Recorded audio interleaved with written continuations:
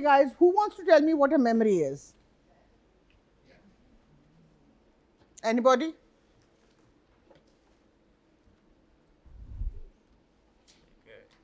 पुत्र आप बताओ, ब्लैक टी शर्ट ऊंचा.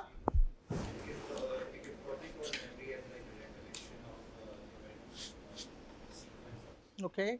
So अगर recollection of events है तो उसके क्या constituent parts होंगे? Depends on the type of memory or the scenario you are. कोई भी memory के 3 constituent parts होते हैं, क्या होते हैं?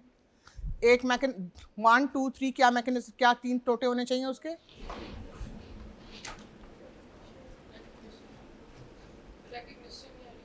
सो पहले परसेप्शन कि आपने चीज़ जो भी आपका सेंसरी एक्सपीरियंस है उसने आपने उसको पहचाना है. नंबर टू स्टोरेज कि आपने उसको कहीं पे रखा है. And then number 3 retrieval. Right. So कोई भी जो मेमोरी है उसके 3 एसेंशियल टोटे होने चाहिए. और टोटे होते हैं, पहला ये कि आपने एक्चुअली मेमोरी जो स्टिमुलस था वो आपने परसीव किया है. राइट. जो चीज़ आपने सुनी नहीं, देखी नहीं, उसकी मेमोरी आप नहीं फॉर्म कर सकते. Right.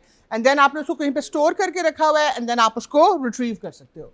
So basically the capacity to store and retrieve information is the ability to use the past in the service of present and future. ठीक है. तो मेमोरी की दिस इज द बिल्कुल basic sort of foundational understanding of memory कि आप जो है, जो आपका पास्ट एक्सपीरियंस है उसको आप पकड़ के अपने पास रख रहे हो कि अगर मैं ऐसी सिचुएशन को प्रेजेंट या फ्यूचर में दोबारा एनकाउंटर करूं तो I have guiding principles. Right. Does that make sense? So अगर आप इसको बहुत करना चाहो साइंटिफिकली तो it's the faculty of mind by which data और information is encoded, stored and retrieved when needed. It is the retention of information over time for the purpose of influencing future action. सारी memories क्या आपके future actions को सोच के मुझे बताना है इसका, क्या आपकी सारी memories आपके future actions को affect करती हैं? याद करो sleep में क्या पढ़ा है और dreams में क्या पढ़ा है? All of them. Most of them, but I don't think all of them because So sleep में क्या होता है पुत्र? this pruning going on. हाँ, जो प्रूनिंग हो रही है तो फिर सो बेसिकली जो भी टैग नहीं होती रेलेवेंस के लिए वो मेमोरी डिस्कार्ड हो जाती है. सो किसी ना किसी लेवल पर every memory that you are holding on to, your brain at some level thinks is going to be important in the future. Any memory that is not important is discarded. ठीक है. और फिर यहाँ पर फिर वो memory of a memory की बात आ जाती है. Right. There certain memories that we don't remember that we have unless they are triggered by something and then we recall them. Then they are. How do we know that a part of a memory is not important? So the conscious mind doesn't know, but the whole brain circuitry, the PGO waves that happen while we are asleep, they're looking for loose connections between everything that you have put in. So unless they find an anchor with something else, that memory is discarded during sleep and during dreaming. So basically it doesn't need to be a tight connection, but there is some connection, either an emotional or a sensory or some other, the brain tags it as important for some reason, because otherwise, we know memories are discarded, right? A lot of memories. So there are memories that you voluntarily can't recall, but then something can trigger their recall. And then there are some memories that other people tell you, right, that this happened, and the other person is completely trustworthy and they have no reason to lie, and like, I have no memory of that. And this does not need to be, I think I've told you guys this woman physician that I've met again in Lahore tells me that she stayed in my apartment for 3 weeks when I was in Chicago while she was interviewing. I have no memory of her. Like, I look at her and I try to remember, I just have no memory of her. So, Jiput. Is the implication here that only the memories we have influence our future actions? So think paradigms in the brain that are, and we'll talk about paradigms in a minute, but paradigms in the brain that are important for you, memories that connect back to them, are basically held on to. But like, what about something like childhood traumas that you can't recall? But they influence. So those memories are going to be held on to. But you can't recall them. There's a bunch of stuff. So remember, sophisticated language centers develop later in life. There's a lot of memory that you have from the early years that you actually don't have voluntary access to, but it is still influencing the decision making that you're doing. Is that clear to everybody? Sophisticated language centers in girls develop at age 7 to 8, in boys from 9 to 11 or 9 to 12. Any memory that you have stored before that is not stored in the language form. Doesn't mean it's not there, it's influencing what your brain model thinks is important or unimportant. In some ways, it's actually really important because that's a map of the world that your brain has built. You do not necessarily have direct access to them. Ji Putter. Is there an evolutionary reason for this difference in age? मैंने सोचा नहीं है. Why don't you look it up and tell us? मैं जो कहूँगी वो genderist consider होएगा. इसलिए why don't you look it up? It's probable that it probably has survival implications. There were probably populations of girls who developed language centers later, and they probably didn't live long enough to leave children behind. Does that make sense? So similarly, there were probably women who were having kids in their 70s and 80s. Those kids, you know, they didn't survive because the mums were not around to look after them. So things that happen in the age of a species, like for example, the vitamin C question, we'll come to it in a minute. At one point in time, vitamin C is now an essential vitamin. We can't make it for ourselves, right? We need it from citrus. At one point in time, we know for sure that humans could make vitamin C. And then citrus was so readily available in all the cultures that there were, that basically, you know, there was no survival advantage. And they must have had some survival disadvantage because nobody makes vitamin C in humanity now, right? So traits like this basically get selected, okay? Shaji Putter, look up, मुझे कल बताना, अगली Tuesday को, okay? So how do humans store and retrieve? Are the memory banks in the brain, this is the only hint I'm giving you, are the memory banks in the brain the only way humans store and retrieve memory? Ji Putter, uncha. I don't think there's a certain specific memory bank. There are different aspects for where, for example, visual. Is your brain the only place where human species memories are stored? No. Ji Putter, बताओ और किधर है? Species की बात हो रही है, muscle तो बंदे के साथ मर जाता है. Right, very good. Evolutionary memory कैसे बन रही है, किन चीज़ों से बन रही है, क्या मैकेनिज्म्स हैं एवोल्यूशनरी मेमोरी के?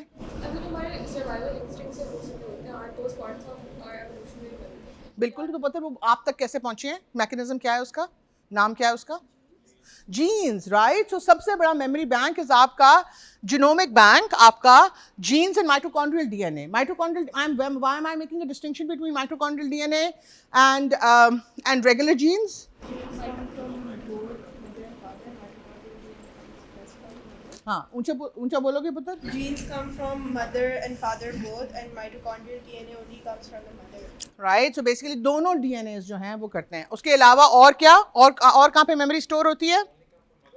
Mitochondrial DNA only comes from the mom. हाँ जी पुत्र, और क्या चीज़ें, और क्या हो सकती है, इसके अलावा क्या हो सकता है?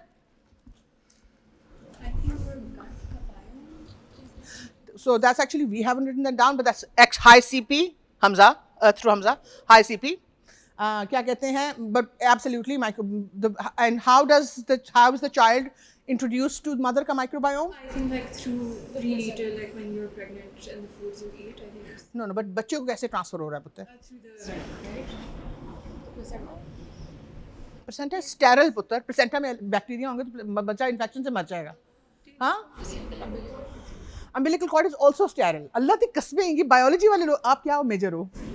अच्छा चलो ठीक है, आपको 7 खून माफ है. जी पुत्र, ऊंचा. हाँ हाँ, ओ नहीं, ये ब्रेस्ट मिल्क भी स्टेरल होता है जब तक बाहर नहीं निकलता, मतलब. हाँ जी, Is it when like the mother gives birth?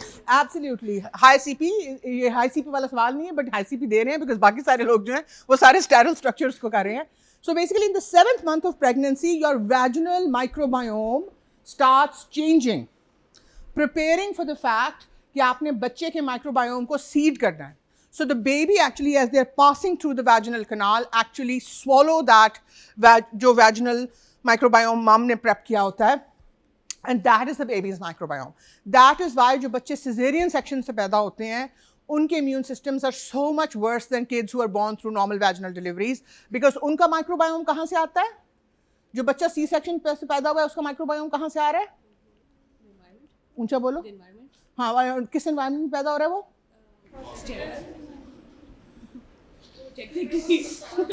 Technically sterile, but actually कहाँ पे बच्चे पैदा होते हैं यार जो C section से पैदा होते हैं? ऑपरेटिंग रूम में, राइट? तो जो ऑपरेटिंग रूम का माइक्रोबायोम होता है वो कैसा माइक्रोबायोम होता है? कुछ हिस्से उसके स्टेरल होते हैं और फिर बाकी के किस चीज के होते हैं? Multi drug resistant bacteria, right? Multi drug resistant bacteria, because OR में इतनी दवाइयां इस्तेमाल होती हैं, राइट? सो जो आपके सी सेक्शन से बच्चे पैदा होते हैं उनके microbiomes are not good, and we have data that normal vaginal delivery और ब्रेस्ट मिल्क के कॉम्बिनेशन से your immune system is pretty mature by 18 months. जो बच्चे ना उनको नॉर्मल वैजिनल डिलीवरी से पैदा होते हैं और ना ब्रेस्ट मिल्क पीते हैं, उनका immune system is not mature until their 7 or 8 years of age. So आप देखो टाइम 3-4 गुना बढ़ जाता है, राइट? सो किसने कहा था? अनुषा ने कहा था microbiome. Very good. So epigenetics obviously 3-4 generations epigenetics से अफेक्ट होती हैं। उसके बाद ओरल हिस्ट्रीज में मुझे बताई जाए कि सबसे फेमस ओरल ट्रांसमिशन कौन सी है दुनिया में? It's Quran, right? And the Quran, what does the word Quran actually mean? ऊंचा? You thinking out? कोई बात नहीं।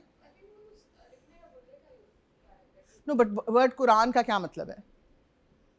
वो क्या सबको पता है? ये अल्लाह की कसम है। It's a recitation.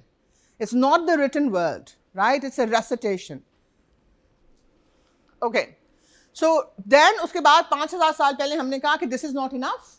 हम जो है हमने writing और drawing और फिर हमने making figures. We started doing all these things जो कि क्योंकि इन सारी चीज़ों का क्या प्रॉब्लम है कि इंसान मर जाते हैं, राइट? ओरल हिस्ट्रीज वाले लोग मर जाते हैं, एपिजेनेटिक्स आपके साथ मर जाते हैं, आपके मतलब if you don't have any kids तो देन आपकी जीन्स मर जाती हैं आपके साथ, right?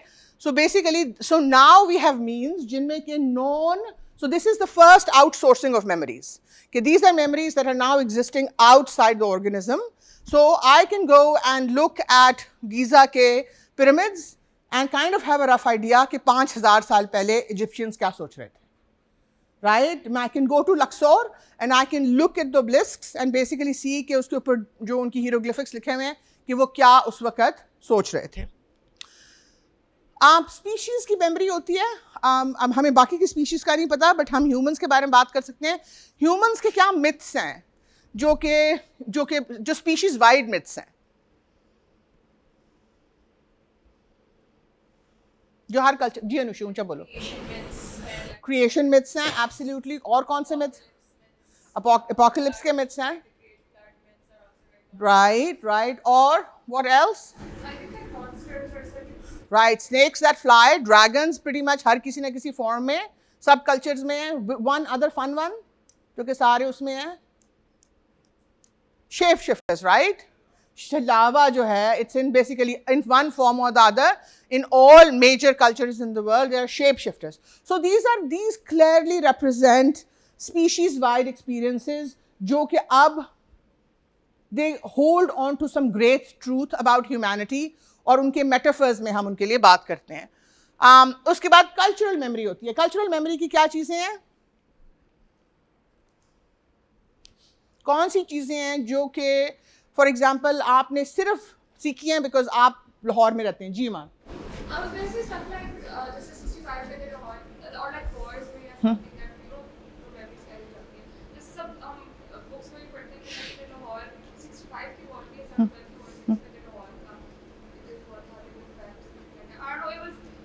Okay, so that can be one. That's a sort of like mutual society-wide trauma की history.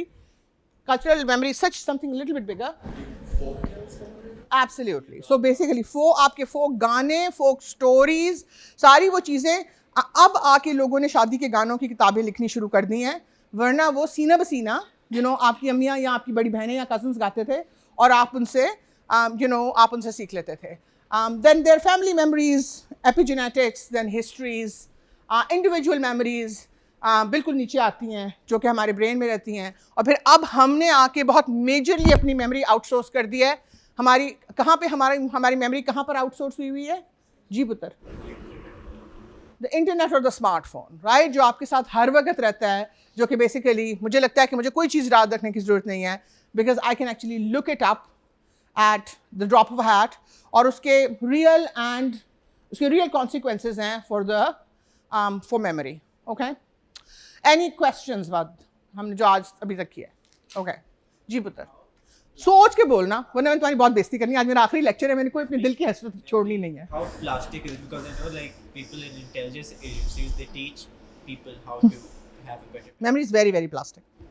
So even in adulthood you can be. I mean, we'll talk about how memory is very, very plastic.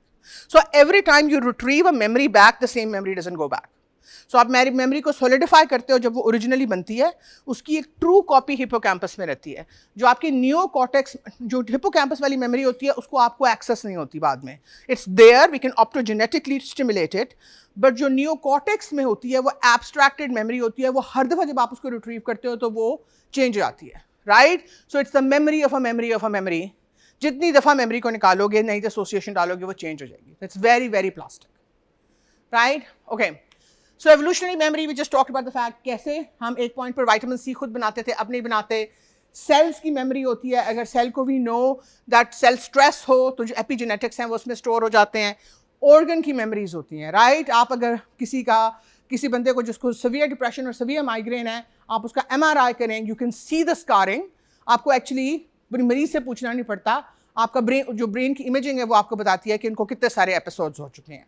इस तरह अगर आपको hepatitis हुआ है और उसके बाद आप लिवर का आर्किटेक्चर देखें तो आपको एक्चुअली उनसे पूछना नहीं पड़ता। अभी कोविड में इतने लोगों को मायोकार्डाइटिस हुआ है जो कि सब क्लिनिकल होता है। आपको कोई मतलब कुछ जो मायोकार्डाइटिस सीवियर, सबको पता है मायोकार्डाइटिस क्या होता है? Okay, myocarditis is inflammation of the muscle of the heart. It's a very, very common phenomenon in covid. Mostly वो होती है, उसके बाद ठीक हो जाती है। जिन लोगों को सीवियर होती है उनको एरिथमियाज होते हैं, उनको अल्लाह ना करे कई दफ़ा they get heart failure. But अगर आप MRIs करो हार्ट के तो a lot of us who have had कोविड-19 there will be some fibrosis. So हमें कॉन्शियसली नहीं पता, बट द ऑर्गन रिमेंबर्स कि उसको इंजरी हुई थी, राइट? सो हम ये ऑलरेडी बात कर चुके हैं कि इंडिविजुअल मेमोरी दो तरह की होती है। मुझे बताए कौन क्या लिखा हुआ है ऊपर, मुझे बताओ कि कौन सी दो किस्में हैं और what do they actually mean? जी sir. Scarring would scarring be called the memory? जिस तरह Scarring is muscle- actually an effect of an event, which you don't necessarily. So it is memory in the fact that if a patient doesn't consciously know that they had COVID-19 Right. and you want to find out, Right. you can scan their cardiac muscle and the cardiac muscle will tell you whether Yeah, they had that's COVID-19. because the event leaves a scar. Yeah, exactly. You call that a memory. So now that when you learn how a synapse is changed, when you it stores a memory, it's also a new protein being deposited in a certain place. So it depends on its nomenclature, but in terms of like it's a record of an event which is very similar to a memory. अगर आपको यहाँ पे scar आया और ये forgotten about it, but then if I examine it, If you examine it under, I mean, this scar is very, very faint, but if you look under a microscope, it will clearly show that the architecture changes. but that would also be memory. I mean, so if for some reason you need to remember, did I actually get an injury on this arm or not? You may not remember. The brain memory may not remember, but this will remember. By a The scar will stretch, be there. but Next year, I have difficulty calling it a memory. So I have no problems calling it I'm calling it a memory because they're all maps. So you know they're all maps. You're trying to recall the events that happened in a certain sequence, and they're leaving residual behind in that sense. So हाँ जी, मुझे कोई बताए implicit versus explicit और declarative versus non-declarative memory में क्या फ़र्क होता है? जी पुत्र, ऊंचा. So declarative memory is something that you specifically recall.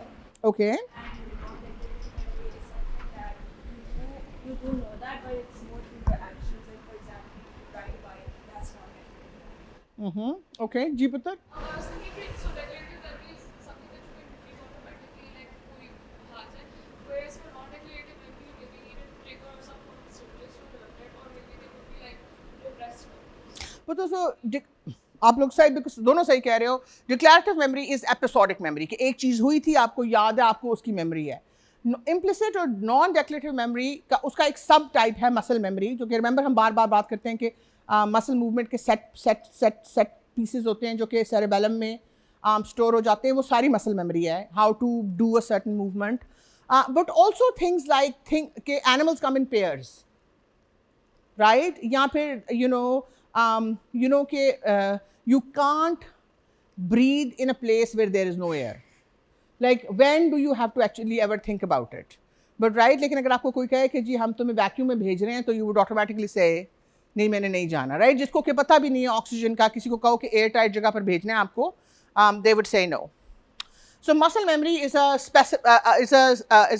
subtype of implicit or non-declarative memory. जी पुत्र. So I'll give you an example, like a very silly example. Government of Saudi Arabia ने बुलाया McKinsey को कि हज में जो स्टैम्पीड्स हैं ना उनको ख़त्म कर दो. उन्होंने ढेर सारा डेटा दिया, इतने लोग आए, वहाँ से उधर गए, फेस रिएक्शन में जा रहे थे, फिर ये हुआ, McKinsey बैठी, उन्होंने बड़ा अपना दिमाग लड़ाया. फिर वो वापस आए और उन्होंने कहा इसका सबसे अच्छा सोल्यूशन ये है कि आप हज साल में 2 दफ़ा करा लें, राइट? सो वो मतलब जो सारा जो मिडल ईस्ट है उसमें वो नॉन डिक्लेरेटिव मेमोरी है कि इब्राहीम के ज़माने से हज एक ख़ास वक्त पे होता है, उसके अलावा नहीं हो सकता, राइट? वेयरएज़ वो जो दूसरा बंदा आ रहा है, आप मशीन लर्निंग में इस तरह की चीज़ें होती हैं कि मशीन लर्निंग में आप उनको कुत्ते और बिल्लियों की तस्वीरें दिखाते हो, और कुत्ते और बिल्लियों की जो उनमें से एक जो है ना उसका जो बैकग्राउंड होता है ना वो ख़ास तरह का होता है. तो मशीन लर्निंग कुत्ते बिल्लियों को छोड़ के वो सिर्फ बैकग्राउंड के ऊपर ट्रेन हो जाती है, और उस डेटा सेट के लिए उसकी जो है वो जो एक्यूरेसी है वो 100% होती है. एंड बिकॉज उसकी हिडन लेयर्स होती हैं, यू डोंट नो कि वो क्या देख रही है. बाद में आपको चलता है कि ओ तो यार उनका तो बैकग्राउंड ही एक जैसा था. So do you understand? So it's things like that you just take for granted कि यू जस्ट देखिए ये तो है ही है. सो इट्स लाइक जहाँ पर आप ब्रीथ कर रहे हो वहाँ एयर तो होगी ही, unless we send you to the moon or an airtight space. जहाँ पर केवल नहीं है. Example, when you're learning to ride a bike and you learn how to balance on the bike, that's a memory. Yeah. Every time you sit on the bike, you know how to balance, How to do it. pedal. Yeah. That's non-declarative implicit memory. या फिर आप कहते हो जो मैं बहुत दफ़ा कहती हूँ कि मैं रास्ता आपको समझा नहीं सकती, बट मैं आपको लेके जा सकती हूँ वहाँ पे, right? So I know her turning पे जाके कि कहाँ मुड़ना है, बट अगर आप मुझे बताएं तो मैं आपको पता नहीं कहाँ पहुँचा दूँगी, right? Ibad ji. I think it is a basic knowledge, right? या इट्स tacit knowledge जो हाँ कहते हैं ये कि this happens a lot. We discussed that a lot in CA also. कि if you ask somebody कि मुझे गिटार सिखा दो और या आपको कैसे बजाते हो, मुझे बताना नहीं आता. When I do it, लोग कह रहे हैं कि Yeah. tacit knowledge जो कि आपके Yeah. So can you imagine trying to learn the guitar without actually having an instrument? कि आपको कोई पता है कि हाँ उंगलियों को यूं पकड़ के बैठ जाओ, अब यूं करो, अब यहाँ पे प्रेशर डालो. It doesn't happen like that. जी पुत्र. I wanted to, is there a distinct difference between non-declarative memories and just information, like just knowledge that you have? Is all knowledge your implicit memories? I mean, memory is information at a very basic level, right? It's information that you have stored. तो but उसके फिर 2 टोटे हैं, एक that you know you can recall, and दूसरा एक टोटा है जो कि you know you can't recall, because वो tacit है, बट वो छुपा हुआ है, वो आप उसको एक्सप्रेस नहीं कर सकते हो. आपका retrieval record information is anything that you can learn. यार ये मैंने आपको गलत भेज दिया है, गलत वर्जन भेज दिया है. Okay. Does anybody recognize what this is?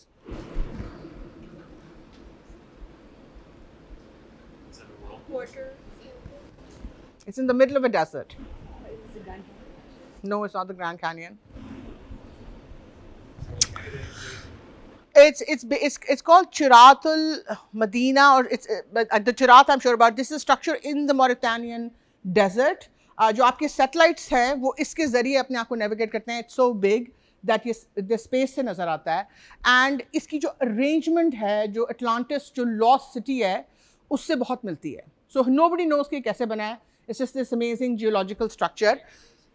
Chiratul CHIRAT और मौरितानिया डालें तो निकल आएगा. So basically the reason I put it up is ji. But stars also outsourced memory because maybe आपको navigation. पुत्र कोई भी नॉलेज जो आपके बाहर रहता है ना, जो चीज़ आप बाहर रख देते हो, लोग लकीरें लगाते होते थे पहले दरख्तों के ऊपर या पत्थरों के ऊपर, वो सारी आपकी आउटसोर्स मेमोरी है, right? Ink is outsource memory, right? कोई भी जो चीज़ आपने अपने बाहर से निकाल दी कि आपकी मेमोरी को एड करे, वो आउटसोर्स मेमोरी है, ठीक है? So the reason I have, यार ये बाद में आना था, लेकिन बहरहाल we'll just talk about it now because I think this is really really interesting. So who know, how many people here know who Hamza Yusuf is? अल्लाह की कसम, एक भी नहीं. जी सर, आप बताएं कौन है Hamza Yusuf? Hamza Yusuf is the guy जो मुझे उसकी बैकग्राउंड तो नहीं पता, ही इज द गाय जो लॉजिकल साइंटिफिक एक्सप्लेनेशंस देता है about human nature in like this. Right. So Hamza Yusuf is an American who is a revert, जो कि Zaytuna college, which is a college in California के founder हैं. And Hamza Yusuf के जो उस्ताद हैं वो शेख अब्दुल्ला बिन बैया थे, जो कि मौरितानिया के उनका इंतकाल हो गया कुछ दिनों पहले. शेख अब्दुल्ला जो हैं would not accept any students जिनको कि कुरान बाय हार्ट नहीं आता था. एंड उसकी वो एक्सप्लेनेशन ये देते थे कि जो लोग जिनको कुरान बाय हार्ट नहीं आता, उनका brain can only work on the brain during waking hours. So he divides his students into day scholars, those who need light for the text so they can think about it, or those who have committed the text to their mind so that even during sleep the mind can work on it. So in his later years he had stopped accepting anybody who did not know the Quran by heart. Now that you have read what sleep does, do you agree with his logic or not? Right? Right? So sleep का काम ही ये है कि वो loose associations छोड़े, जो चीज़ आपको memory bank में आपके नहीं है, आप उसके ऊपर. So one of the things, if you have a particularly hard problem that you're having difficulty solving during the daytime, is to commit it to your memory and then let the sleeping mind work on it. Right? So I think कि जब मैं छोटी थी तो road memory पे बहुत जोर था, और लोग कई दफ़ा कहते थे यार मैनू समझ नहीं आती, बेदर रट्टा ला लो, right? And that obviously doesn't work. But I think अब आके, I am not sure, I have not been at LUMS long enough to know LUMS में कितनी ज़्यादा ज़ोर की बीमारी है. बट अमेरिका में जब मैं पढ़ाती थी तो वहाँ पर लोग कॉन्सेप्ट के ऊपर तो फिर काम करते हैं, वो अपनी, बिकॉज अब आपकी मेमोरी आउटसोर्स हो गई है, राइट? आपके पास स्मार्टफोन है, आप 2 मिनट में लुकअप कर सकते हो. बट रिमेंबर, जिसका ओवरऑल बेसिक पैराडाइम आपके ब्रेन में नहीं है, वो पैराडाइम आपके फर्दर सॉल्यूशंस का हिस्सा नहीं बन सकता. So if something is central to the field that you work in, like if I am a nephrologist and I don't know, how urine is concentrated and how urine is diluted, वो जो एक basic उसकी है, मुझे science नहीं आती, मैं बाकी का अपना नेफ्रोलॉजी का नॉलेज उस पर कैसे बिल्ड करूँगा जब मुझे बेसिक मॉडल ही नहीं पता. Right? This is part of the reason why Dr. Suleiman, Dr. Nasir and I decided to teach this paradigms वाला course कि अगर आपने artificial intelligence बनानी है या आप बायोइन्फॉर्मेटिक्स में काम करना चाहते हो और आपको ये ही नहीं पता कि बेस्ट बायोलॉजिकल मॉडल क्या है, राइट? तो how can you then extrapolate in that further? So I think ये डे स्कॉलर्स और नाइट स्कॉलर्स का जो डिफरेंस है, I think it's under appreciated in modern world. And so obviously memory finite है, memory की bandwidth finite है, but अगर आप अपनी मेमोरी इस्तेमाल नहीं करोगे, it's a muscle, it will keep atrophying. And then अगर आपको अपने सब्जेक्ट के बेसिक पैराडाइम्स बाय हार्ट नहीं आते होंगे तो your solutions are never going to be as good as somebody जिनको के वो आते हैं. या okay, how are memories formed? So Aristotle और प्लेटो के ज़माने में भी ख्याल था कि जब मेमोरी बनती है तो कुछ एक्चुअली फिजिकली चेंज हो जाता है ब्रेन में, ठीक है? So this concept of an engram, right, कि एक एक्चुअली मेमोरी ट्रेस बनता है, goes back many many many thousand years, ठीक है? फिर उसके बाद क्या हुआ कि हमने कहा कि जी जो भी आपका एक्सपीरियंस ख़त्म हो जाता है उसके बाद कोई एक उसकी इंटरनल रिप्रेजेंटेशन है जो कहीं पर ब्रेन में रहती है, राइट? और फिर रिचर्ड सेमन ने इन 1904 उसने कहा, he gave it the name engram. उसने कहा कि एक डिस्टर्बेंस होती है स्टिमुलस की वजह से और इरिटेबिलिटी होती है और वो स्टोर हो जाती है. Of course that was not true, but the basic concept कि आपकी चेंज होती है वाज वेरी ट्रू. उसके बाद कार्ल लैशली, ये वाली मैंने कार्ल लैशली का काम मैंने यहाँ पर इसलिए दिया है बिकॉज आप लोग सारे अपने प्रोजेक्ट्स पे काम कर रहे हो और छोटा छोटा काम करके जो है ना आप लोग जो है ना वो तंग हो रहे हो, some of you, not all of you. Karl Lashley ने कहा कि मैं तो एनग्राम ढूंढ के दम लूंगा, राइट? अब ऑब्वियसली इंसानों पे नहीं ढूंढा जा सकता, राइट? तो वो चूहों को पहले मेज से खाता था, राइट? और फिर वो उनका एक एक ब्रेन का, चूहे का ब्रेन देखा कितना बड़ा होता है? उस बख्तावर इज शेकिंग किसने चूहे का ब्रेन देखा है यहाँ पर? और कौन इमेजिन कर सकता कितना बड़ा होता है पुत्र? इतना सा होता है, राइट? वो उसको उसमें से छोटे छोटे टोटे निकाल के देख रहा है कि कहाँ पर कौन सा टोटा निकालूं तो मेमोरी खत्म हो जाती है, right? And he discovered 30 years उसने ये एक्सपेरिमेंट्स किए, और सिवाय इसके कि जितना ज़्यादा ब्रेन वॉल्यूम लॉस होता था उतना बेचारा चूहा ज़्यादा एमनीसिक हो जाता था, उसको कुछ और पता नहीं चला, राइट? लेकिन मतलब मैं जो है ना लैशली की परसिस्टेंस को देती हूँ कि वो लगा रहा 30 साल, राइट? हम में से कितनों में इतनी परसिस्टेंस है? मतलब मेरे ख्याल में 20वें साल के बाद he should have quit, but I think मतलब 10-20 साल तो लगने चाहिए. Persistence page of. सो उसके बाद from the work of many other people 2-3 चीज़ें निकली, which was one was long term potentiation, कि एक जो न्यूरॉन्स फायर टुगेदर करते हैं, दे वायर टुगेदर, उनके साइनैप्स में एक लॉन्ग टर्म चेंज हो जाती है कि वो जब उनमें से एक ट्रिगर होता है तो वो पर्टिकुलर पैटर्न फिर पूरे उस पाथवे को ट्रिगर करने की पोटेंशियलिटी रखता है. ओके, सो अब इसको देख के घबराना नहीं है, क्योंकि we are going to talk about how memory is formed at like multiple levels. So बिल्कुल साइनैप्स के लेवल पर there is a protein called CAMK2, जो कि बेसिकली साइनैप्स के अंदर कलेक्ट होना शुरू हो जाती है. इसके लिए डायरेक्ट और इनडायरेक्ट बहुत सारा. सो बेसिकली एवरी टाइम एक पर्टिकुलर साइनैप्स फायर करता है, उसका जो CAMK2 का स्टोर है वो बड़ा हो जाता है, राइट? एंड वी नो कि दिस इज ट्रू बिकॉज जब हम प्रोटीन सिंथेसिस को ब्लॉक करते हैं तो वो पोटेंशिएशन नहीं होती, तो मेमोरी फॉर्म नहीं होती, ठीक है? नंबर 2 सेलुलर लेवल पर होती है, बिकॉज बेसिकली जब आपका एनग्राम बनता है तो आपका एनग्राम एक हिपोकैम्पस में बनता है, ठीक है, और एक सारे उन कॉर्टेसीज में बनता है जो कि कॉर्टेसीज उस एक्सपीरियंस में इन्वॉल्व है. सो अगर विजुअल मेमोरी है तो विजुअल कॉर्टेक्स में बनेगा, ऑडिटरी का ऑडिटरी उसमें बनेगा. लेकिन इंटरेस्टिंग बात यह है कि जो हिपोकैम्पस वाला एनग्राम है वो इमीडिएटली एक्टिव होता है, राइट? उसको अगर आप स्टिमुलेट करो वहाँ से आप मेमोरी रिट्रीव कर सकते हो. पहले 2 हफ्ते जो आपके कॉर्टिकल जो आपके एनग्राम्स हैं they are not active, they are there, but आप उनसे वॉलंटरली कुछ रिट्रीव नहीं कर सकते. फिर देर आर सर्टन स्लीप के दौरान वेव्स जो कि इकट्ठे फायर करती हैं. रिमेंबर हमने पीजीओ वेव्स के बारे में बात की थी. सो बेसिकली आपका कॉर्टेक्स और आपका हिपोकैम्पस इकट्ठे खास पैटर्न में फायर करते हैं, एंड उस पैटर्न से ओवर टाइम वो मेमोरी जो है वो सोलिडिफाई हो जाती है, राइट? 2 हफ्ते के बाद आपका हिपोकैम्पस वाला जो एनग्राम है वो साइलेंट हो जाता है. वो वहाँ पर होता है, आप उसको ऑप्टोजेनेटिकली स्टिमुलेट कर सकते हो, और वो जो आपका जो कॉर्टेक्स वाला जो है ना अब वो अवेक हो जाता है. But there is an essential difference between the cortex and the hippocampus वाला एनग्राम. जो हिपोकैम्पस वाला एनग्राम है वो ट्रू कॉपी है.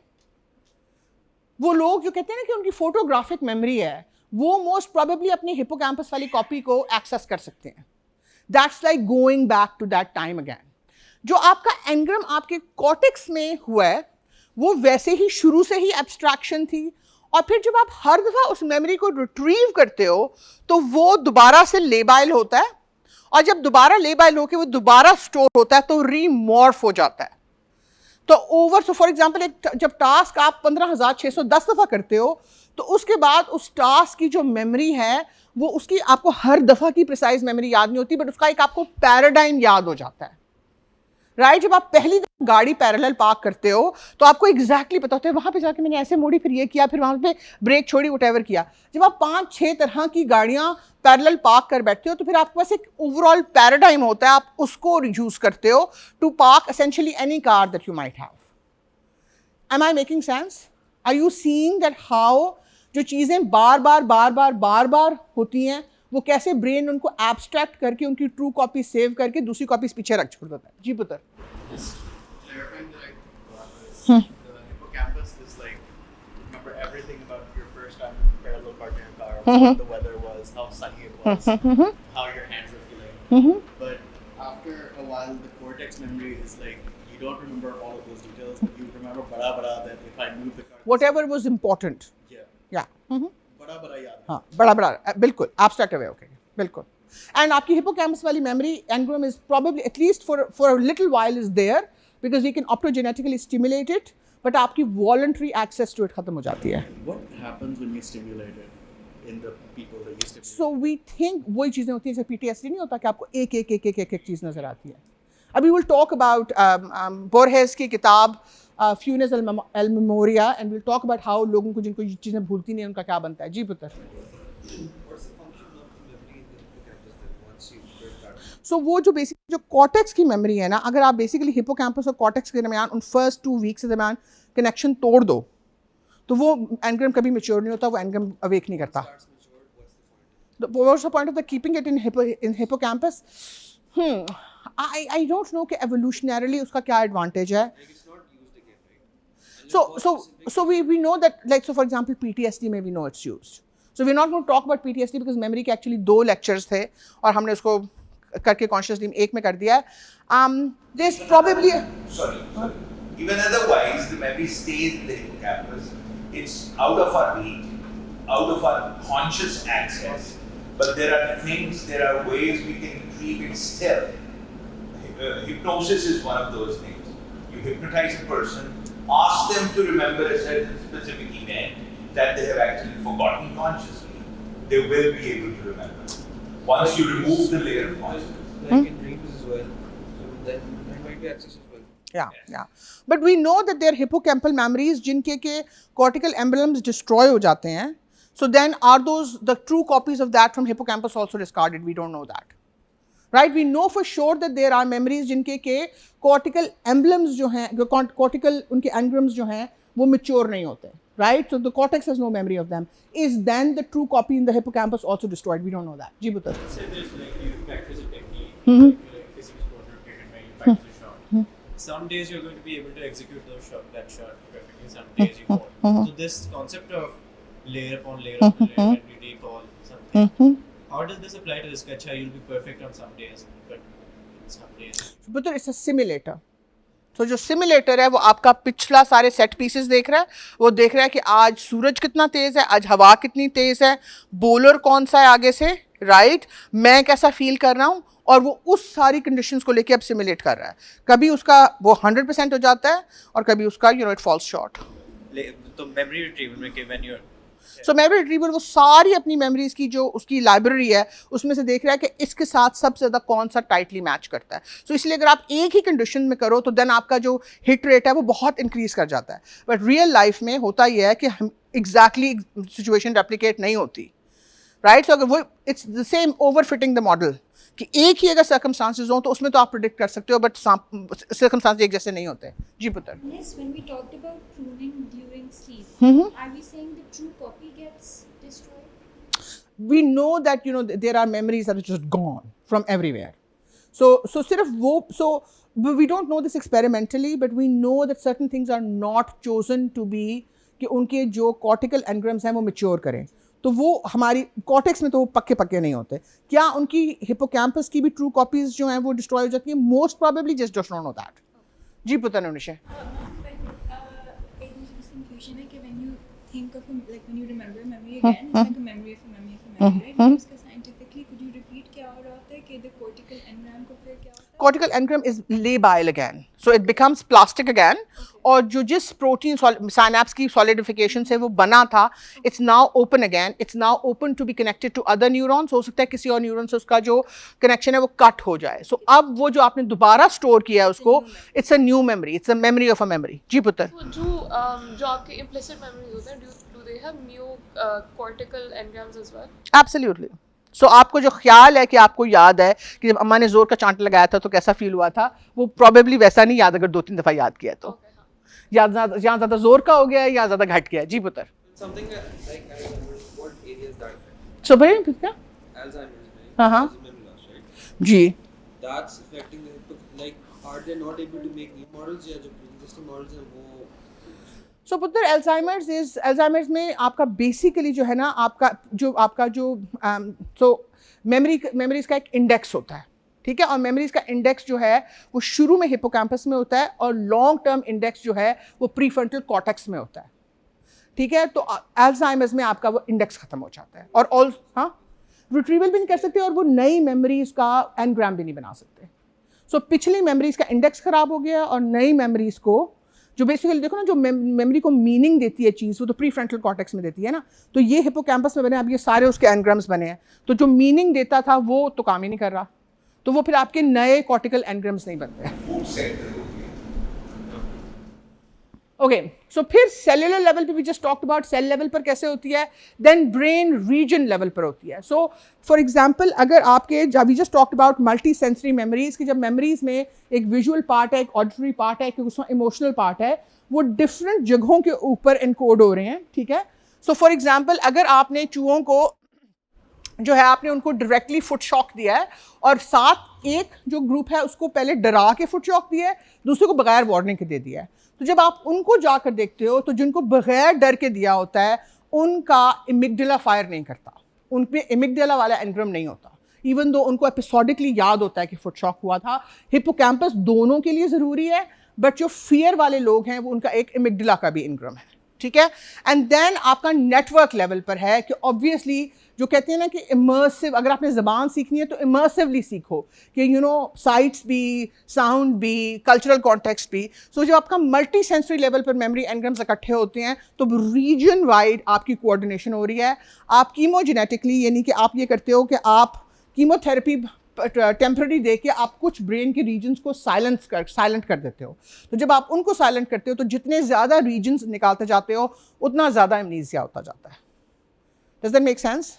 Okay, alright. तो हिपोकैम्पस और नियोकॉर्टेक्स, हमने ये बहुत सारी बात ऑलरेडी कर ली है कि हम बेसिकली जो है the model of the complementary learning system in its original version assumed that the identical information is transferred from hippocampus to neocortex over time, with the medial prefrontal cortex taking over the indexing function of the hippocampus over time. ठीक है? The current version of multiple trace therapy, trace transformation theory, instead proposes that the reactivation of the detailed, precise hippocampal trace results in an abstracted, semanticized version in the neocortex, and that these two versions can coexist in parallel. It is conceivable that completely parallel encoding storage in neocortical and hippocampal campus systems exists, and this is true. This has been studied most in declarative memory, but we think this is true for spatial and muscle memory also. All right? कोई ऐसा बंदा जिसको ये समझ में नहीं आई, क्योंकि ये वाली बात अगर आप लोगों को समझ में आ गई है ना, तो देन बाकी ना भी समझो तो it's okay. Is there somebody who does not understand this? जी पुत्र, ऊंचा। So basically what you're saying कि एक precise memory हमारी हिप्पोकैम्पस में सेव होती है और फिर एक abstract form this memory different neurocortical areas में होता है, और फिर जब हम फॉर एग्जांपल कोई चीज़ याद करते हैं तो फिर दोनों का एक पैरेलल। हिप्पोकैम्पल मेमोरी आपके वॉलंटरी एक्सेस में नहीं रहती आफ्टर 2 वीक्स, तो फिर आपका जो इंडेक्स होता है वो नई मेमोरी का हिपोकैम्पस में होता है, पुरानी मेमोरी का इंडेक्स प्रीफ्रंटल कॉर्टेक्स में चला जाता है, और वहाँ से वो आपकी कॉर्टिकल मेमोरी को वॉलंटरी कंट्रोल में, as far as we know, वो आपका वो एब्स्ट्रैक्ट वर्जन याद कर सकती है। एक आपको मेमोरी लगता है ना कि यार ये तो मुझे बड़ी विविडली याद है, उसकी कभी डिटेल में देखो कि टेबल का रंग क्या है, तो चलेगा कि टेबल का रंग तो है ही कोई नहीं, वो असल में आपको बस एक आपको ना ब्रेन, जो अभी हम फॉल्स मेमोरीज का पढ़ेंगे तो ये होता है कि ब्रेन को जो चीज़ याद नहीं होती ना जोर की, वो उसमें फिल इन कर देता है, तो आपको बस ख्याल होता है कि टेबल, आप जो टेबल को गौर से देखते हो अपनी किसी मेमोरी में और आपको टेबल का कुछ भी नहीं याद, ना नॉब याद है, ना उसका रंग याद है, कैसे लाइट पड़ी थी, कुछ भी असल में याद नहीं है, बट दूर से जब आप उसको वेगली उसके बारे में सोचते हो तो आपको ख्याल होता है हाँ वो टेबल पड़ा हुआ है, मुझे इसका पक्का पता है कि टेबल कैसा है। Does that make sense? Okay, so multisensory memories, I already talked about them. Okay, converting short term into long term memories, we talked about the role of sleep, we've already covered that. First 24 hours में we said already कि basically hippocampus में होती है memory, engram cortex में उसी वक्त बन जाता है, वो mature नहीं होता। 2 हफ्ते तक एक ग्रुप है यहाँ पर जो इसके ऊपर रिसर्च कर रहा है, उनको मैंने सुबह 2 पेपर्स भेजे हैं, वो पढ़ लो। And there's also data that stress at the time of the formation of the memory affects how the memory is sorted. At least चूहों में stress at the time of the retrieval of the memory doesn't seem to make such a difference. But जब memory form हो रही होती है तो उस वक्त अगर आप stressed हो, एक बंदा stressed है, दूसरा stressed नहीं है, वो कहते हैं you 2 people never go to the same party like ever, even if they have gone to the same party, because उनका जो experience है is going to be different and you're going to remember different things. An example of this that I always, जब मैं America रहती थी तो मैं कहती थी कि मैं जब किसी के घर खाने पे जाती थी तो मैं सबसे पहले टेबल पे ये देखती थी कि अच्छा इसमें से मैं क्या खा सकती हूँ, right, because I am not going to eat pork, I am not going to eat non halal चीज़ें, तो जो वेजिटेरियन और फिश वाली चीज़ें हैं वो मैं पहले स्पॉट कर लेती थी. अगर आप मेरे से उन बाकी सारी चीज़ों के बारे में पूछें तो मुझे कोई उनकी मेमोरी नहीं है, बिकॉज वो मेरे इंटरेस्ट की चीज़ें नहीं थी, राइट. सो कभी कभी बैठ के go somewhere together and then वापस आके एक दूसरे को बताए बगैर write out a list of things that each of you notices, and then देखो कि वो मेमोरीज ऑफ कोर्स बिल्कुल फ़र्क होंगी, बिकॉज आपने चीज़ें नोटिस ही फ़र्क की हैं, राइट. जो चीज़ आपने नोटिस नहीं की आप उसको याद नहीं रख सकते. Okay, so place memories, face memories, emotional memories and muscle memories. मुझे बताएं कि प्लेस मेमोरीज क्या होती हैं.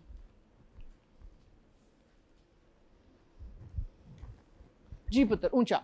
So, construction of a location that you have been in, that you remember the detail of. Okay, so आप उसको कैसे याद रखते हो? General idea of the dimensions, of the colors of the furniture, of the lighting. और अगर मैं आपको ये कहूँ कि आप इस कमरे में आकर इस कमरे के रंग, कुर्सियाँ, डॉक्टर सलमान की टी शर्ट का रंग, जो है शजी की शर्ट, सब कुछ प्रिसाइजली डिस्क्राइब करो, लेकिन आप मुझे ये ना बता सको कि ये लम्स का ऑडिटोरियम है. Is that possible? If you have been magically transported inside of the room and then magically transported outside. No, आप यहाँ पर थे, आपने सारे कुछ नोटिस किया, फिर मैंने आपको तस्वीर दिखाई, आपने कहा हाँ ये नीली कुर्सियाँ हैं, ये डॉक्टर सलमान की टी शर्ट काली है, शजी की शर्ट चेक्ड है, but you can't make out कि ये लम्स का वो वाला ऑडिटोरियम है. There is such a condition, it's called place blindness. Images एक दूसरे से बहुत मिलते हैं, and the reason we know कि एक ख़ास जगह है इज़ फ्रॉम कॉन्टेक्स्ट, ठीक है, और उसका एक ख़ास स्पेसिफिक सेंटर है. अगर आप उस सेंटर को स्ट्रोक के साथ ख़त्म कर दो तो people can describe things perfectly. They know कि ये सीडर का दरख्त है, ये गेट है, ये गाड़ी है, उनको ये नहीं याद आता कि ये मेरा घर है, राइट. सो इमेज फॉर्मेशन और उसको कॉन्टेक्स्ट दे के मेमोरी बनाना are two entirely different things.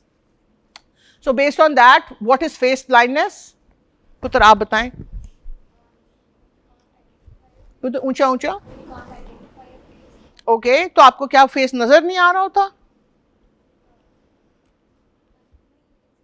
पुत्र मुझे समझ नहीं आ रही, ऊंचा बोलो. ओके, तो मतलब क्या आपको ये नहीं समझ आती कि दो आंखें, एक नाक, एक दो होंठ हैं, कि लाइक व्हाट हैपेंस जब आप फेस देखते हो तो क्या होता है? ओके, ठीक है. कहाँ पर होता है फेस का सेंटर? जी अनुषा आप बताओ. So I don't know exactly what this larger region of I know that area it's called the fusiform. Yeah. So it's a thumb-sized area on the medial side of your parietal cortex, अंदर करके होता है, और आप faces upside down recognize नहीं कर सकते. आप faces सिर्फ upside up recognize कर सकते हो, and face recognition is so important कि उसका एक अपना center है.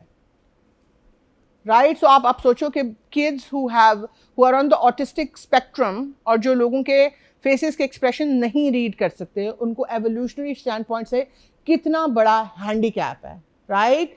दे कांट रीड आपकी क्या ट्रू इंटेंशन है from your face. They have to wait for your actions to tell them, right. So this is a huge. Okay, so emotional memory क्या होती है?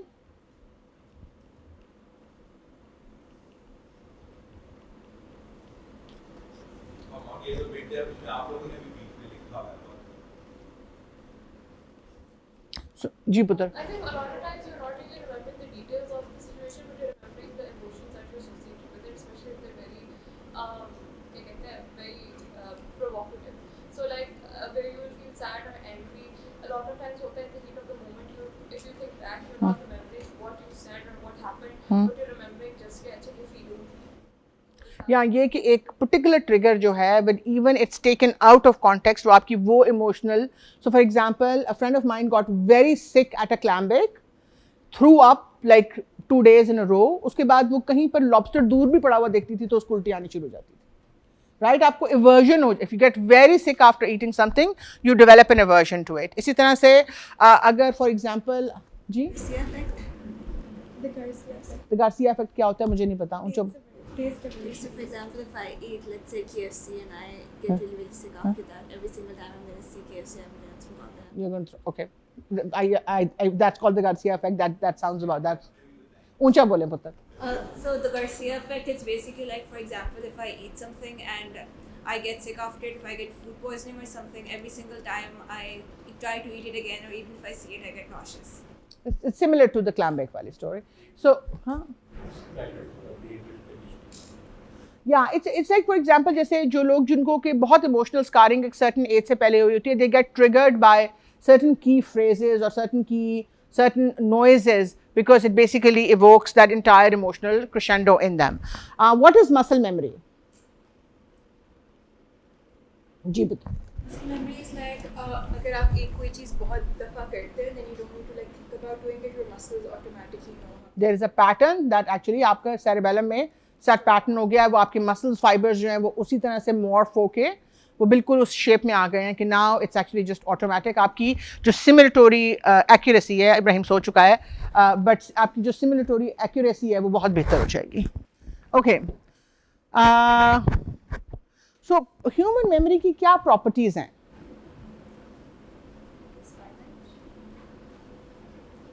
Working memory definitely finite है. जो storage है वो finite है या infinite है we don't know. You know आपके disposal पे quadrillion synapses होते हैं. You know आप और जितने आप उनको engage कर लो memory में उतने बच जाते हैं. Right? The more synapses have been synapses जो कि connected हैं आपस में they are less likely. The more connected two neurons are, the less likely they are to be destroyed. So, but parietal lobe में जो working memory है वो definitely finite है. What other properties?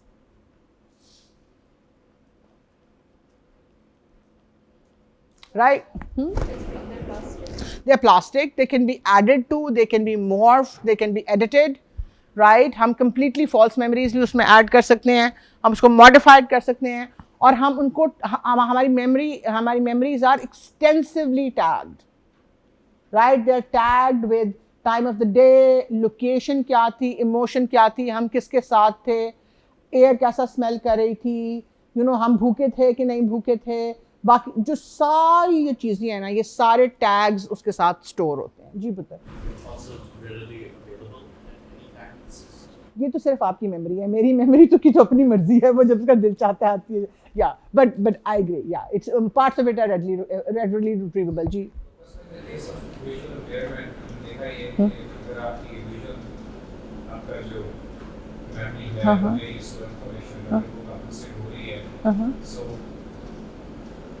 they are very refined memory for navigation spatial चीज़ों के बारे में मुझे बहुत समझ में memory की property है कि वो पूरे का compensation का process करती है flexibility की बात है अब सो देखें उसमें दो चीज़ें आ रही हैं एक तो सीधी सीधी स्टोरेज की बात आ गई है vision is very storage intensive right and we are a visual species I mean jab bhi I mean if you just have to look at how people pick out their significant others to know that we are a visual species right and hum jo baki it doesn't mean ki hamari jo auditory hamara jo cortex hai ya jo hamara taste cortex hai ya jo hamara smell cortex hai wo refine nahi ho sakta it's also that because hamara visual system works so well hame unki zarurat nahi padti so ek to storage free hoti hai aur dusra you know we keep talking about the other thing which is context if my survival depends upon the fact कि मुझे पता चले कि सीढ़ी है आगे या दरवाजे से मैंने टर्न करना है तो my brain is going to store that information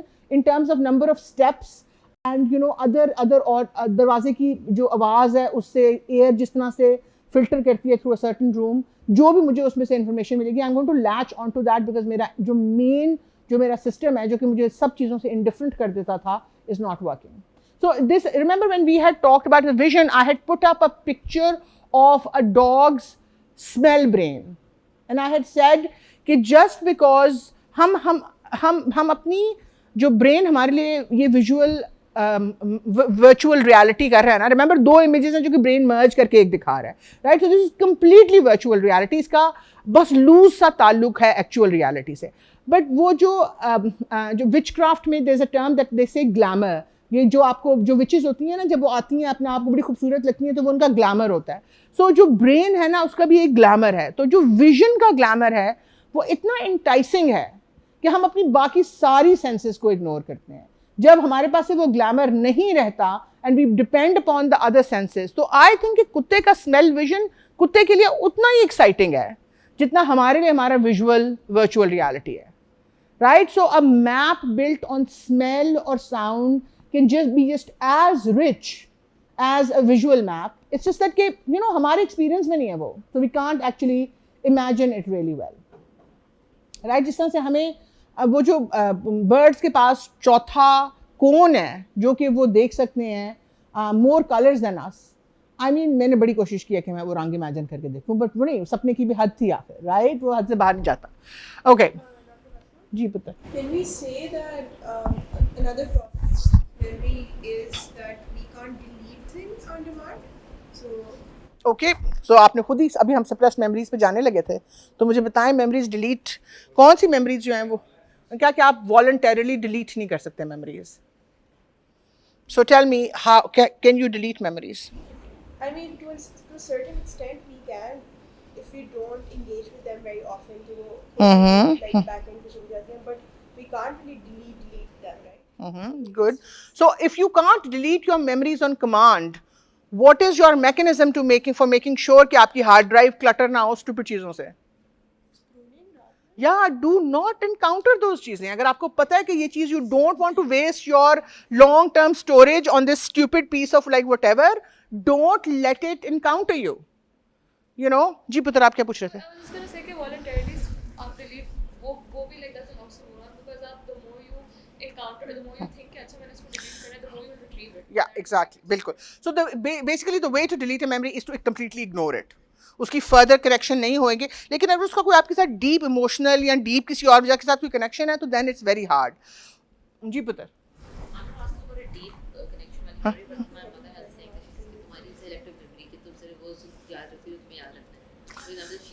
हाँ पुत्र, हर एक की सिलेक्टिव मेमोरी है, हर एक की सिलेक्टिव मेमोरी होती है. या हर एक की सिलेक्टिव, अगर आपकी सिलेक्टिव मेमोरी ना हो तो इतनी मेमोरी है कि आप उससे वो फायर हाइड्रेंट से पानी पीने वाली बात है. You would basically just choke. I was in Germany and there was my friend took me to this जो Turkish chain है Sofia की जो शादी था जो वेट वगैरह करके साथ so I was sitting with one आलिम के साथ, so बातें होना शुरू हो गई, जर्मन बोला तो वैसे बोलना शुरू कर दिया. So मैंने कहा मैं थोड़ा मसला परेशान लग गई, मैं मसला क्या, मैंने कहा यार मैं भूल जाता. And he said in English, खुदा का शुक्र कर भूल जाता. Yeah. So we're going to. I never realized that कि वो उसने जो बात की उसकी क्या value है. But now after 20 years later, when you look at it, it is such a blessing that you're ability to forget this. Yeah. And उस वक्त I did not realize that. The main function of memory is to forget. Because you can only abstract away once you forget. If you're focused on holding on to details of the memory, then you're not going to be abstract away. So which brings us to this really interesting things. Like for example, मैं Dr. Suleiman तो मेरे से Dr. Nasir से छोटे हैं, but I think his generation is the last generation जिनके पास कोई video evidence नहीं है of when they were 19 or 20 or 21 and 22. So mercifully, adult brain जो है वो याद नहीं रखता आपके extremely silly years. और जो आप लोग हो या आपसे जो छोटे बच्चे हैं जिनके पास के ये सारा टिकटॉक और ये सारा कुछ होएगा टू रिमाइंड यू कॉन्स्टेंटली कि आप कितने बड़े गधे थे, उनका आपके ऊपर साइकोलॉजिकल क्या असर होएगा, we actually don't know. This is a new experiment in humanity, right? So the ability to forget is actually the main function of memory is to choose what to forget. Right? Because as Yusra said, हम voluntarily delete नहीं कर सकते. What is important is important. जो आपके पास only control mechanism है वो ये है कि आप उसको अपने दिमाग में घुसने मत दो, और अगर घुस जाए तो जितना possible हो उसको ignore करो. अभी हम suppressed memories की बात करेंगे कि when memories are suppressed when they are so traumatic that they basically, will shut down your entire mind. तो उस वक़्त जो है memories brain कई दफ़ा suppress कर लेता है. जी पुत्र. What about people who don't forget anything? There are people who remember every single event of their lives. नहीं पुत्र, ऐसा कोई नहीं होता। हाँ Chess players. पुत्र, वो चेस प्लेयर्स को सिर्फ चेस प्लेयर की चेस मूव्स याद होती हैं। उनसे ये पूछो कि तुमने जो है तुम्हारी दादी ने उस दिन कौन से कपड़े पहने हुए थे, उनको बिल्कुल याद नहीं होएगा। सो एक आप I have encountered people who remember, and you have to look at videos. सो देखो मैं बताती हूँ, ओवरऑल एक बंदे पेशेंट पर्सन ए और पर्सन बी की मेमोरी की क्वालिटी और क्वांटिटी में फ़र्क हो सकता है, but there is no way you remember everything. एक बंदे को ज़्यादा चीज़ें याद रहती हैं, दूसरे को कम याद रहती हैं। थोड़ा सा मतलब आई गेस ब्रेन साइज़ का फ़र्क है, थोड़ा सा how much attention you are paying का फ़र्क है, राइट। हो सकता है कि थोड़ा बहुत वायरिंग का भी फ़र्क हो, but there is no way you can remember everything and survive. This is not like neurologically possible. Okay, so factors that affect memory, rehearsal versus salience. एक चीज़ अभी कौन कह रहा था कि मेरी सिलेक्टिव मेमोरी है, एक चीज़ आपसे सेलियंट होती है वो आपको यूं याद होती है, राइट, क्योंकि आपके मतलब की चीज़ थी। आपका फेवरेट के पॉप स्टार कहीं पे आ रहा है, यहाँ पर कौन है, नहीं है, वो मिनाहिल है, जो कि वो आपको यूं पता चलता है कि फ्लैश सेल हो रही है, राइट। और एक यहाँ पे ये कि आप rehearsal, this is where memorization and बार बार इनकाउंटर करना आता है। एक चीज़ आपके लिए मुश्किल है। Imran Khan tells this story about how उसने अपना बॉलिंग का एक्शन चेंज किया था, एंड पीपल टोल्ड हिम कि जिसने भी आज तक बॉलिंग का अपना एक्शन चेंज किया है वो डिस्ट्रॉय हो गया cricketer, don't do it. And he said नहीं, आई एम श्योर ये मेरे लिए काम नहीं करता। He just rehearsed it to the point कि बाय द टाइम मैं बड़ी हुई हूँ, I have only seen him bowl with that नया वाला action, and he was one of the greatest bowlers.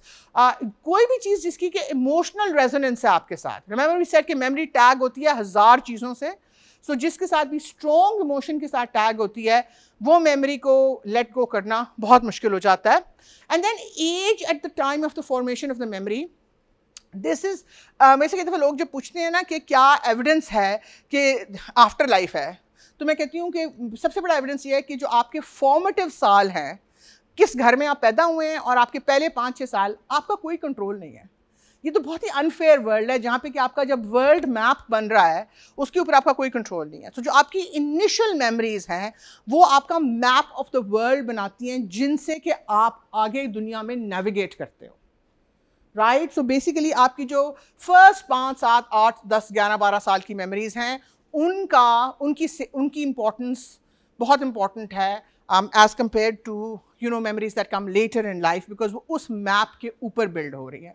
और अपना मैप तोड़ने की बहुत बड़ी कॉस्ट है later in life, because then you are rudderless and it's very very painful and very few people are able to do it, which is why जो childhood trauma के paradigms हैं उनको change करना adult life में, they are so resistant to treatment. And Dr. Basma, this specifically because of the European school systems हैं, they designed the whole curriculum so that आपका ये जो lab है उसका exposure है इतना wide हो सके, उतना ज़्यादा बेहतर है, Absolutely. less stressful हो सके. So keep thinking about the Finnish school system works very well, and Scandinavian works very well, and open up, and then electrical society works is much more happier and relaxed. इसकी वजह ये है कि the whole training is being done from a childhood because उसी ने आपकी incentive maps बना दी. Yeah, absolutely. The design actually works on this model. We are so out there. I mean, the reason Japan is so clean, मैंने दुनिया में कोई मुल्क उतना साफ नहीं देखा, शायद सिंगापुर के, बट सिंगापुर छोटा सा है, इस बिकॉज जापान में पहले साल आप कुछ नहीं पढ़ते, आप जाते हो अपनी क्लास साफ करते हो, अपना खाना रखते हो, फिर अपनी प्लेटें साफ करते हो, फिर वो आपको बताते हैं कि बस में कैसे चढ़ना है, फिर आपको बताते हैं ट्रैश कैसे डिस्पोज ऑफ करना है, that's all you learn.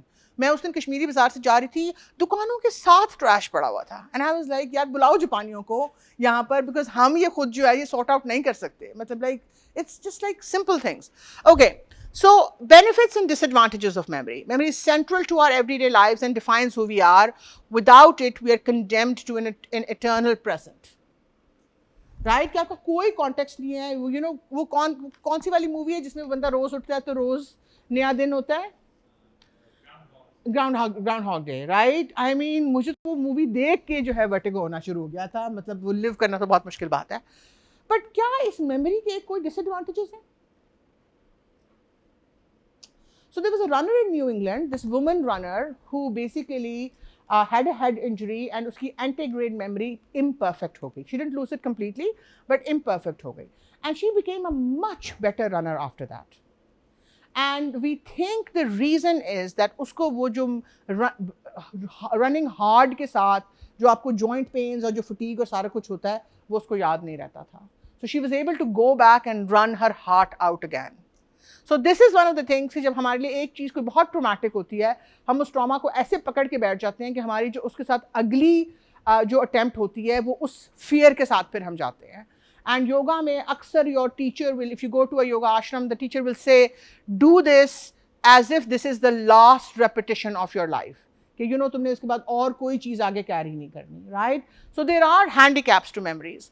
So there is the weight of the memories. Eternal sunshine of the spotless mind में उन लोगों ने यही किया था ना, उन्होंने कहा बस छੱਡ दियो सारा कुछ, हर चीज़ को अपने, I mean, and that's like there is a certain value in encountering things in your life as completely new, right? With the old versus familiar कि हमने इतनी बात नहीं की, but the brain spends so much energy figuring out कि ये बिल्कुल truly नया phenomenon है, कि you know पुराने की एक नई form है. एंड जूं आपका मेमोरी बैंक बड़ा होता जाता है, तू आपकी capacity to encounter completely new things कम होती जाती हैं. सो मच सो कि मेरे साथ तो कई दफ़ा ये होता है कि वो एक नई चीज़ होती है और मेरा ब्रेन उसको लेबल कर देता है कि नहीं ये तो उसके साथ की चीज़ है. And then somebody else has to come and tell me कि नहीं ये तो बिल्कुल नया गाना है यार, तुम क्या कर रही हो. मैंने उसको कहीं ना कहीं पे लेबल कर दिया होता. And like I said, the main function of memory is to forget and abstract away.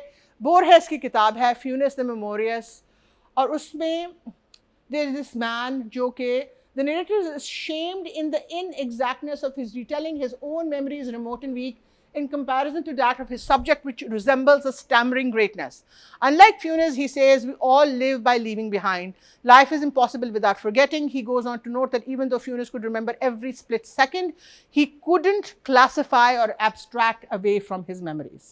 So ये जो सारी TikTok generation है ना, I wonder कि जो उनकी इलेक्ट्रॉनिक उनका ब्रेन जो आउटसोर्स हुआ है वो कितना उनकी एबिलिटी टू एब्स्ट्रैक्ट अवे से अफेक्ट करेगा.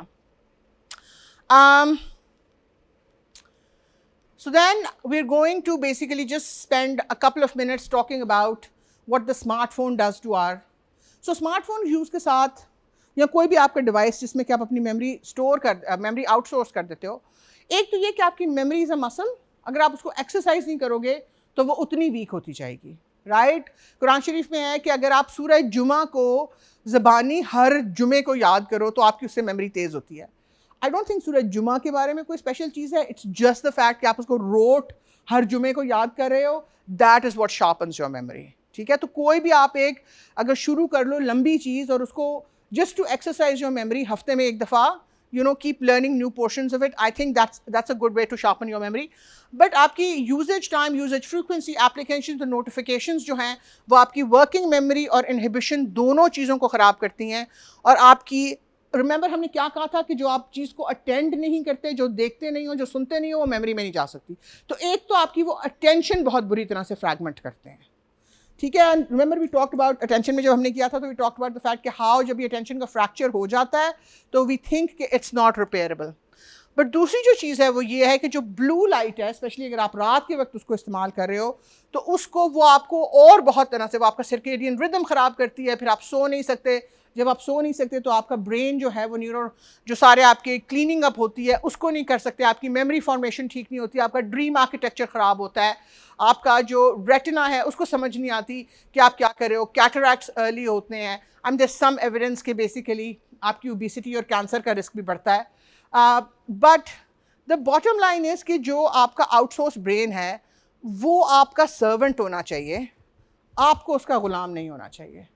So there should be very firm limits on your screen time. You should be really conscious about what you are consuming, right?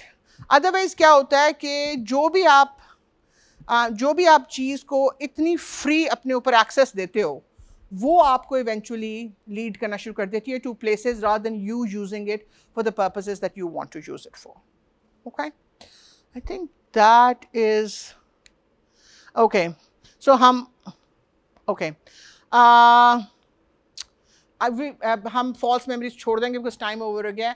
जब आप बहुत ज़ोर के ट्रॉमेटाइज्ड होते हैं किसी मेमोरी से और उस मेमोरी की इमर्जेंस बाकी सारे एसेंशियल ब्रेन फंक्शंस को अफेक्ट करना शुरू कर देती है, स्पेशली अर्ली आपकी ज़िंदगी में जो ट्रॉमा होता है तो ब्रेन उस मेमोरी को कम्प्लीटली सप्रेस कर लेता है.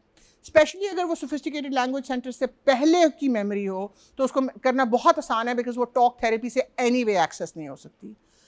वो कई दफ़ा फिर जब उससे सिमिलर सीन्स या सिमिलर स्मेल्स या सिमिलर साउंड्स आते हैं उनसे वो अफेक्ट होती है एंड आपको यहाँ तो दिन में पैनिक अटैक्स होते हैं, यहाँ पे रात को नाइटमेयर्स आती हैं लोगों की. There is that very famous case जिसमें कि दिस पोइटेस started receiving threatening letters and 7-8 महीने वो रेगुलरली हर वेंसडे को खत आता था, very sort of like explicitly abusive, bad language, बहुत बुरा. And you know पुलिस ने बहुत broad net cast करना शुरू किया. And long story short मैं आपको लंबा करके सुनाती अगर टाइम ज़्यादा होता, but basically found that she was writing those letters to herself and she had no memory of writing them.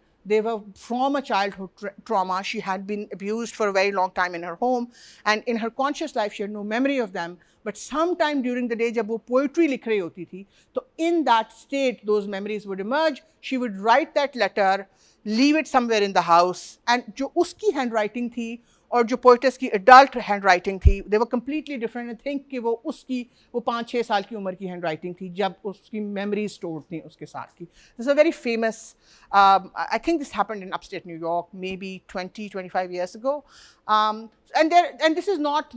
There are numerous examples of things like this, of people having completely suppressed memories जो कि वो alternative states में access कर सकते हैं, वो उनकी नहीं होती.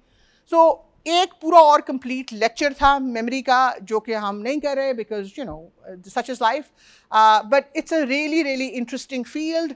आई थिंक कि हम सबकी अपनी मेमोरी है, उसकी वजह से भी, and there is so much more scientific work that you can do on this. So I think this is a good area to focus on if you are interested in neuroscience. Before we finish, there are a few things I would like you to know, like you all to know.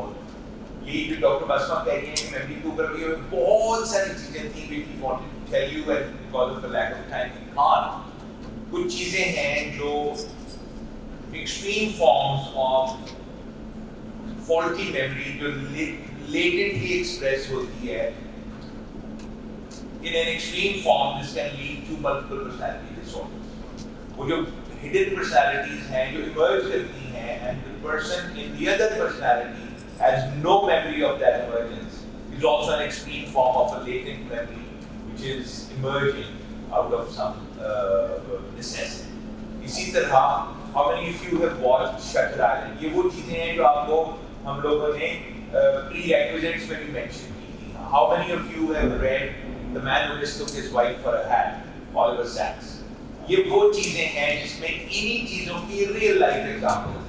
And I highly recommend that you go back and see and read them. And finally, from a computation point of view, what we're trying to do in many of the projects is trying to build a model, memory model in these computing machines, right? So, आपने human robot interaction देख रहे हैं, तो robot क्या कर रहा होता है? Number of projects I have done, हम robot को सिखाते ही हैं कि आपने अपनी कैसे memory build करनी है, आपने कैसे अपने context को याद रखना है, आपने जो past है उसको कैसे याद रखना है, आपने future को predict कैसे करना है. So you guys with a background in biology and psychology can play a huge role in the future in these fields. एक आपका discipline बहुत ज़्यादा analytic discipline, and that knowledge can really help you to work with these computing people, and as a group, there's a lot of progress which can be made. So आप लोगों के लिए biology and psychology के लिए इसको इस तरह समझना बहुत ज़रूरी है, because you are the one who will be leading this session, and the computer scientists will be listening to you because they don't really know that much about how the memory works and what is it. So I think ये knowledge बहुत ज़्यादा valuable है in the computer science. All the best.